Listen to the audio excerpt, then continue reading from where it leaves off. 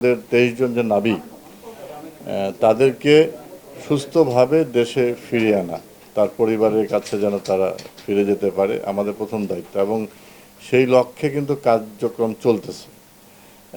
এটা কোনো ছোট ঘটনা নয়, এটা অনেক বড় ঘটনা।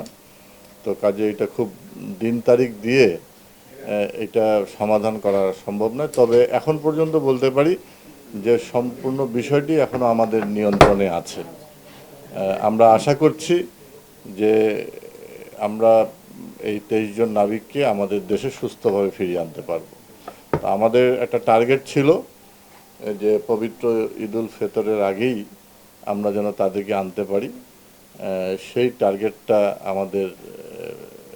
আমরা পূরণ করতে পারি নাই, বা সেটা ফেল করছে।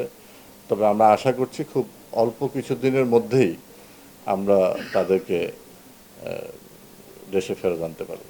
এবং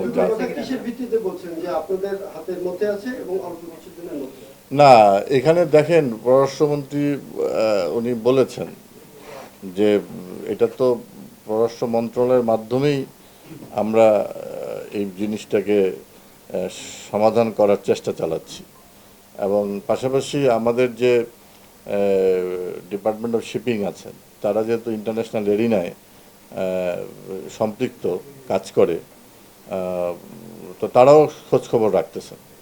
কাজে সার্বিক বিবেচনায় বলতেছি যে পরিস্থিতি এখনো আমাদের নিয়ন্ত্রণের বাইরে যায়নি, আমাদের নিয়ন্ত্রণেই আছে। আমাদের সঙ্গে যোগাযোগ হচ্ছে, ডিপার্টমেন্ট অফ শিপিং বা তারা সার্বক্ষণিকভাবে আমাদের নাবিকদের সঙ্গে যোগাযোগ রাখতেছে, কথাবার্তা হচ্ছে, তারা ভালো আছে। তবে এই বিষয়টা হয়তো অল্প কিছুদিনের মধ্যে সমাধান। 1, 2, 3 ঢাকায় জমি জিতে নিন 100% ক্যাশব্যাক সহ 20 কোটি টাকার পুরস্কার।